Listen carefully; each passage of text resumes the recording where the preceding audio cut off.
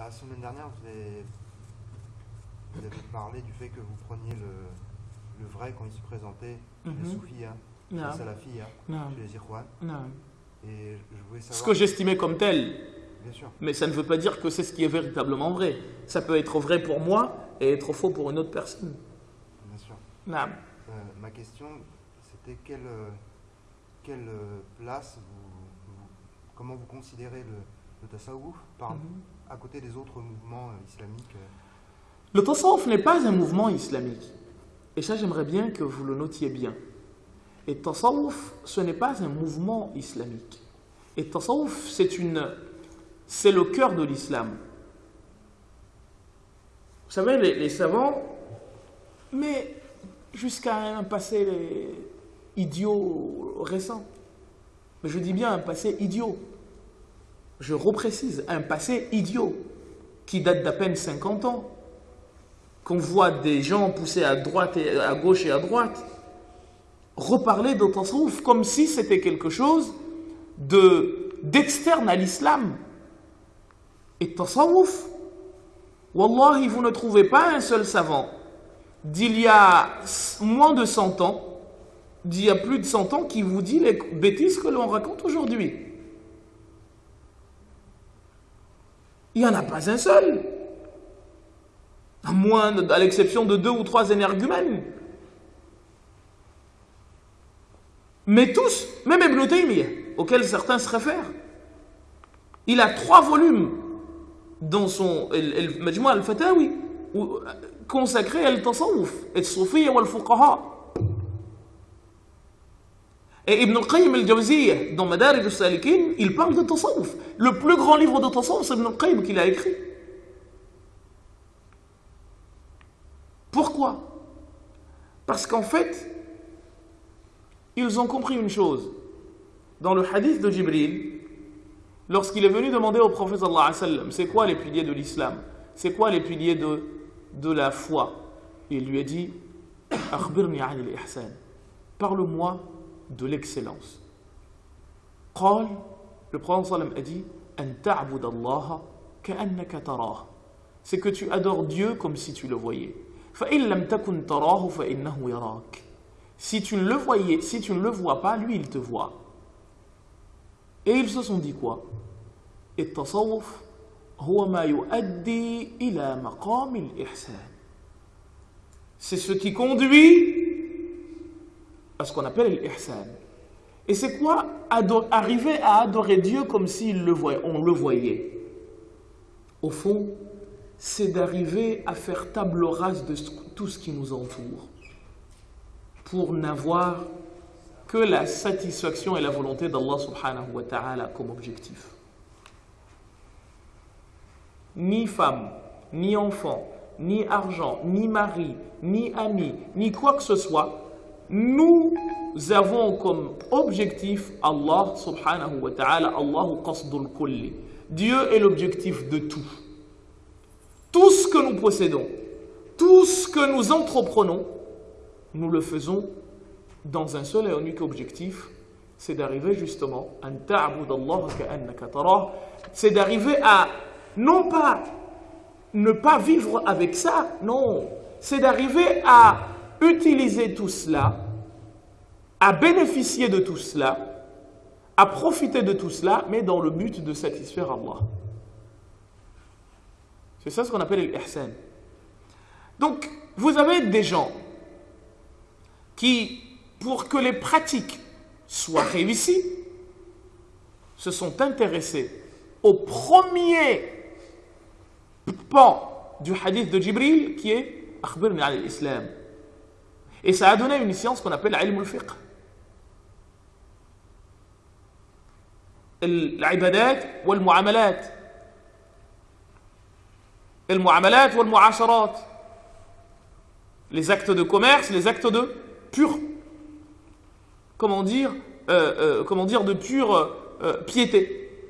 As-salat, kayfa tusalli, kayfa. Mais vous avez également nikah ou al-aqaid, les différents contrats. Ça s'appelle ilmul fiqh. Ensuite, vous en avez qui sont venus et qui ont cherché à montrer la voie d'une foi solide. Comment adorer Allah subhanahu wa ta'ala comme il se doit. Comment lutter contre toute forme de doute, toute forme de baisse de foi et toute hérésie. Ils ont fait une licence qu'on appelle ilm al-kalam ou ilm al-aqidah ou ilm usul al-din. Vous comprenez? Et puis d'autres sont venus. On est toujours dans le hadith de Jibril. Se sont dit, non, comment faire en sorte que nous triomphions de tout de tout le gravat de choses qui nous entourent et qui, au fond, nous servent d'obstacle pour, justement, adorer Allah comme si nous le voyions, car si nous ne le voyons pas, lui, il nous voit. Et ça a donné une science qu'on appelle le tasawwuf. Donc c'est des gens dont la science repose, comme l'a dit Al-Junayd, طريقنا هذا مؤيد بالكتاب والسنة. Ce chemin-là à nous est renforcé par Al-Kitab, le livre, Al-Qur'an wa Sunnah, et la voix du prophète sallallahu alayhi wa sallam. Et c'est d'ailleurs pour cette raison qu'il a dit لو رأيتم الرجل يطير في الهواء. Si vous voyez une personne voler dans les cieux, comme miracle, ne dites pas que cet homme-là est un homme pieux.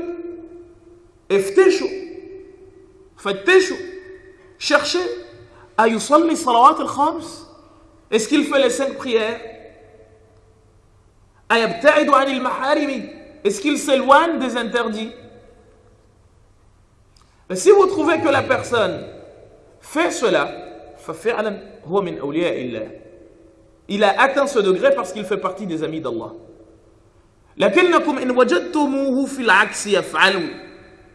Si vous l'avez trouvé dans l'inverse,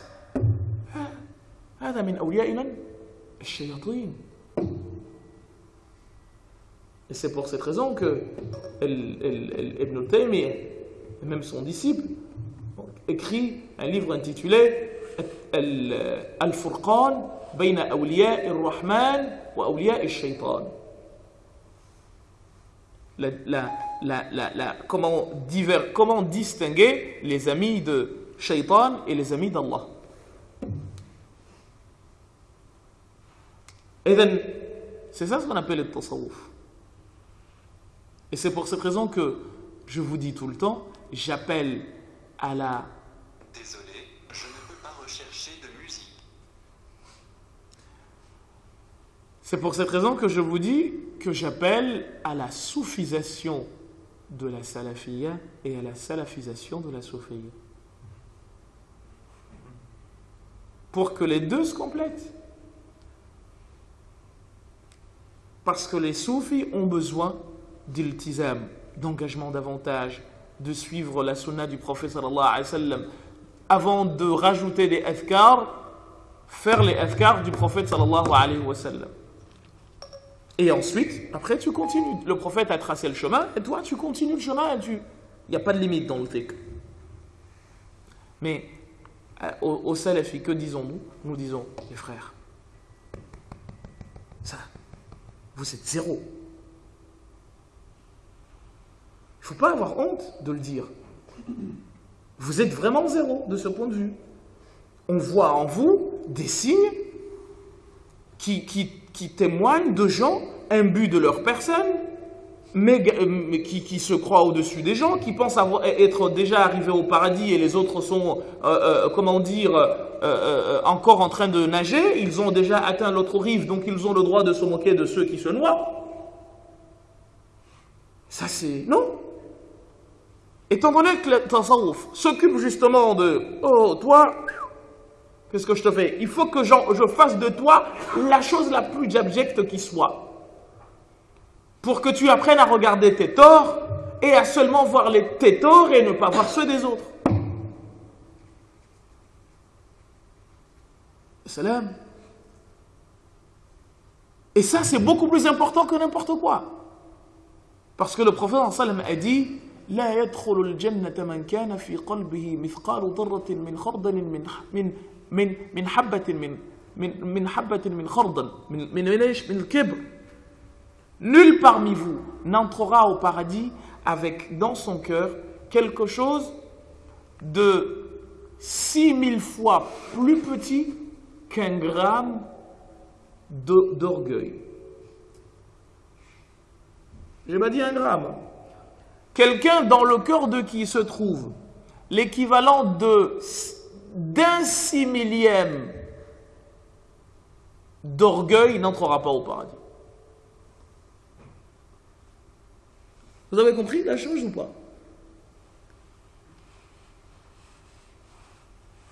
Je pense pas que vous avez compris. Ce hadith-là, à chaque fois que j'y pense, je me dis, mais personne n'ira au paradis. 6000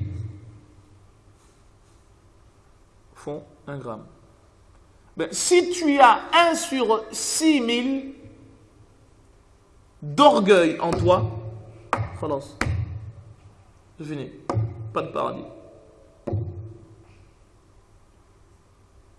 Et le hadith est sahih dans Muslim. Qu'est-ce qu'on fait?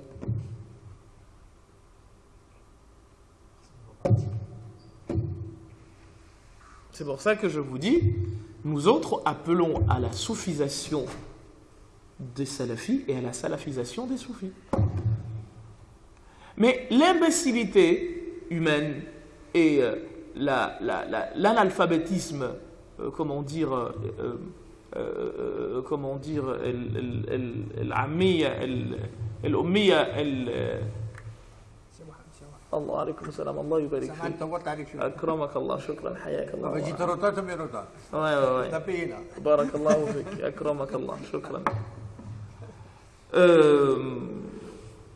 l'analphabétisme ou l'ignorance l'analphabétisme religieux a conduit des gens à penser que tasawwuf, c'est faire des tours circumambulatoires autour des tombes, c'est faire la danse des derviches tourneurs, et ça se réduit à cela. Mais dans ce cas, si on raisonnait comme ça, ben, il n'y aurait plus de ilm al-fiqh. Parce qu'il y a des gens dans la jurisprudence qui ont fait des fatwas pour arranger les dirigeants. On les connaît. Il y a eu dans ilm al-hadith des wadda'in, des gens qui ont inventé des hadiths. Est-ce que pour autant on a rejeté la science des hadiths ou la science de la jurisprudence? C'est une bêtise incroyable.